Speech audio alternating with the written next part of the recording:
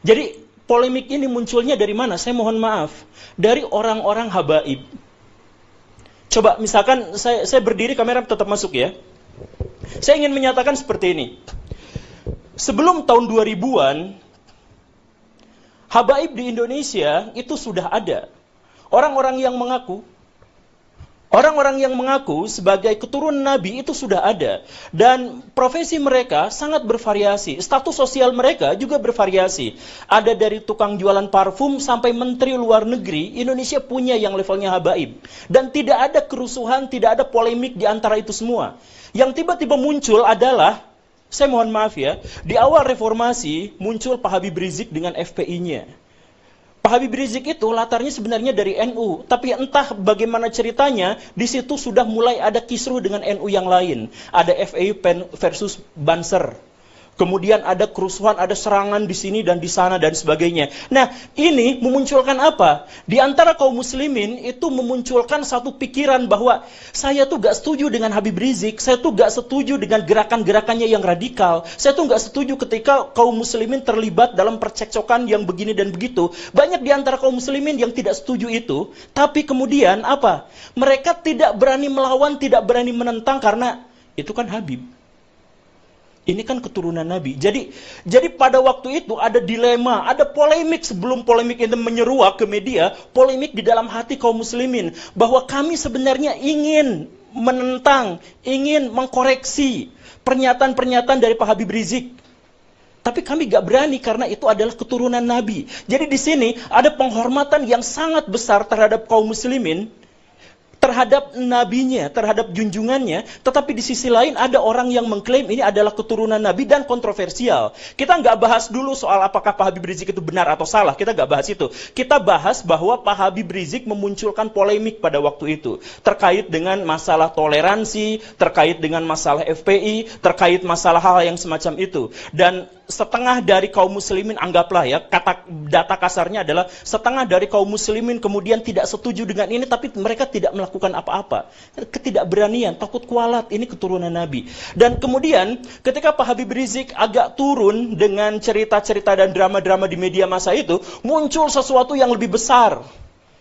Pak Habib Bahar bin Smith melakukan persekusi dan kekerasan, intimidasi terhadap orang lain, lisan maupun perbuatan, dan itu direkam, dipublikasikan kepada media-media mainstream di Indonesia. Dampaknya apa? Balik lagi, ini mana ada keturunan Nabi seperti ini, kami merasa malu, merasa jengkel, merasa takut, merasa terintimidasi. Pihak orang-orang dari kalangan habaib gagal untuk menunjukkan bahwa kami itu baik, rahmatan lil alamin, soleh, tulus, ikhlas, baik hati, siap mentraktir. Gagal untuk menyampaikan itu ke publik, karena yang ditampilkan itu apa? Kekerasan atas nama habaib, bahwa kami itu boleh melakukan persekusi. Bahkan Pak Habib Bahar bin Smith di pengadilan, ketika beliau sedang diadili, kemudian ada saksi dan kemudian beliau mengatakan, kamu tahu nggak siapa saya? Saya adalah keturunan Nabi. Kalau kakek saya begini, kamu tahu kakek saya seperti ini, kenapa kamu memberatkan? Kamu membuat kesaksian yang memberatkan pada saya. Itu kan sebenarnya menyakiti kaum muslimin. Karena ada orang yang melakukan kekerasan atas nama Nabi, diadili, tapi minta privilege. Siapa yang melakukan itu? Golongan habaib. Kalau misalkan kemudian tiba-tiba muncul bahwa kami sekarang sedang diadu domba antara kelompok ini dengan kelompok itu, bukan. Mungkin ada adu domba, tapi itu belakangan. Munculnya itu dari mana? Dari keresahan kaum muslimin, karena melihat di satu sisi kami mencintai, demi Allah kami mencintai Nabi. Dan wujud dari kecintaan kami terhadap Nabi adalah kami tidak akan mau menisbatkan kekerasan, kejahatan, dan kontroversi terhadap orang-orang yang mengklaim dirinya sebagai keturunan Nabi. Kan masuk akal kan, begitu kan? Kecintaan terhadap Nabi adalah mensucikan beliau dari semua tindak tanduk yang mengangkangi syariah Islam. Nah, jadi permusuhannya sekali lagi ya, kita nggak bahas soal apakah Pak Habib Rizik itu benar atau salah, kita nggak bahas soal Pak Habib Bahar itu benar atau salah, kita nggak bahas itu. Kita membahas rasa takut dari kaum muslimin, rasa resah, rasa merasa terintimidasi. Karena di satu sisi, kaum muslimin sangat mencintai Nabi, tetapi di sisi lain, ada keresahan bahwa Nabi dikaitkan dengan tindakan-tindakan atau simbol-simbol dari kekerasan. Itu rasa sakit hati itu belum terobati sampai akhirnya muncul di video Pak Habib Bahar yang sangat kontroversial itu, kakinya diciumin oleh santri-santri yang ngantri jalan bebek. Coba rasakan betapa sakit hati dan marahnya kaum muslimin. Coba kita misalkan bisa melihat dari berbagai perspektif. Misalkan, lihat orang-orang yang biasa orang Islam berdebat dengan orang Kristen, berdebat dengan apa, kan ramai sebenarnya di media sosial. Lihat perdebatan di antara mereka. Dan orang-orang non-muslim bawa-bawa itu. Tuh lihat, buah tidak pernah jatuh jauh dari pohonnya. Sebagai penegasan, kalau Bahar melakukan kelakuan yang seperti itu, ya begitulah nabinya. Itu ejekan terhadap kaum muslimin. Dari orang-orang non-muslim, tapi orang-orang non-muslim pun tidak bisa disalahkan. Karena apa? Karena memang Pak Habib Bahar melakukan itu atas nama keturunan Nabi. Kemudian lihat misalkan kelompok-kelompok Islam yang lebih moderat atau yang lebih plural. Mereka sakit hati melihat itu. Karena apa? Karena betapa feodalisme di antara kaum muslim masih terjadi. Ada orang yang diciumi kakinya. Kemudian kita melihat misalkan kelompok-kelompok yang lebih radikal atau kelompok-kelompok yang berpikiran lebih fundamental. Katakanlah kelompok Salafi yang kita sebut sebagai Wahabi misalkan. Mereka marah, mereka sakit hati. Karena apa? Karena ada orang sujud di depan orang lain atas nama keturunan Nabi. Betapa sakitnya. Coba kita melihat kalangan nasionalis. Kalangan nasionalis, Islam nasionalis, sakit hati ketika melihat ada orang keturunan Yaman kemudian disujudi, diciumi kakinya oleh orang-orang pribumi pesek. Jadi dilihat dari konteks apapun, dalam perspektif apapun, ini benar-benar menyakiti kaum muslimin. Tapi kala itu kaum muslimin berpikir bahwa ya sudahlah, pasrah aja. Kami sakit hati, kami marah, kami pengen sekali untuk mengajak orang ini ke dalam ajaran agama yang benar, katakanlah seperti itu. Ya tapi nggak bisa kan, dia Habib. Dia kan keturunan Nabi. Jadi sebenarnya polemik ini bukan muncul gara-gara Kiai Imad. Bukan muncul gara-gara dipopulerkan oleh saya, Guru Gembul, bukan.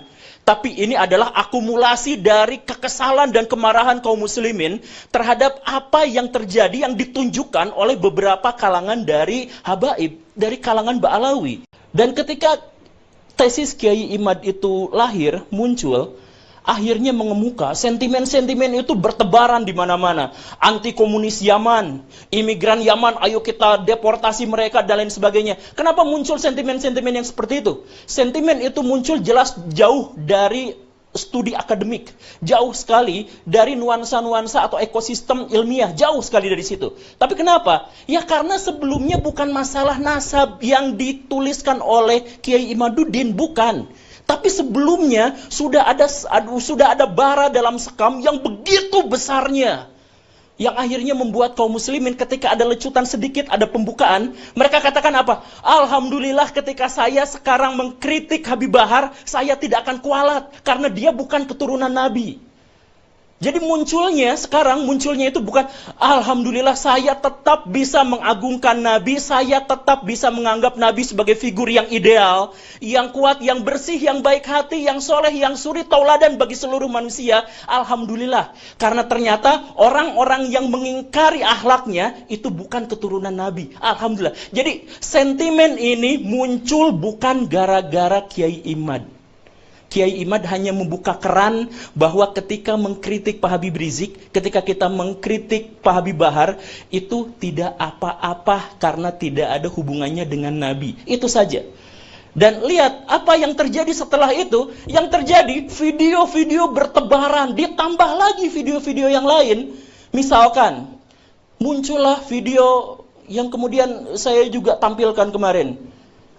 Ada Habib yang mengatakan, bangsa ini bisa menjadi bangsa yang kuat, yang teguh, tidak kena bencana dan sebagainya, karena mencintai para habaib. Para habaib, kan beliau Habib, Pak Novel Al-Idrus. Kemudian dikatakan, siapa yang berani mengkritik, mengkoreksi Habib, maka dia seperti iblis. Itu pernyataan tekstual, harfiah, literlaksnya seperti itu. Jadi bayangkan, kaum muslimin makin marah dengan adanya video itu. Kenapa marah? Karena mereka mencintai Nabi. Kemarahan itu muncul karena mereka mencintai Nabi, dan di zaman Nabi diketahui secara persis bahwa Nabi tidak pernah anti kritik dan anti koreksi. Setiap ada musyawarah, para sahabat selalu bertanya, "Ya Rasulullah, apakah ini adalah wahyu ilahi atau ini adalah pendapat pribadi?" Kalau pendapat pribadi, ayo kita diskusikan. Dan banyak sekali riwayat-riwayat yang menjelaskan bahkan Nabi mengalah dari orang-orang yang mengkoreksinya. Waktu perang Uhud, kenapa kalah? Karena Nabi punya strategi, dibantah, mendingan gini aja. Yang dijalankan bukan strategi Nabi, tapi adalah strategi para sahabat. Kalah beneran, dan Nabi pada waktu itu tidak pernah menyalahkan. Demi Allah, tidak menyalahkan para sahabat yang mengusulkan strategi itu. Artinya apa? Ya, Nabi ikut musyawarah itu, Nabi kalah dalam perdebatan dan diskusi itu, kemudian setelah itu, ya sudah dibiarkan, dianggap sebagai bagian dari keputusan bersama. Ketika kalah, Nabi tidak pernah menyalahkan mereka semua. Ini Nabi. Lalu tiba-tiba muncul orang yang mengklaim sebagai keturunan Nabi, tiba-tiba mengatakan kalau ada orang yang mengkoreksi habaib, maka mereka itu adalah iblis atau serupa dengan iblis. Pak Novel Al-Idrus.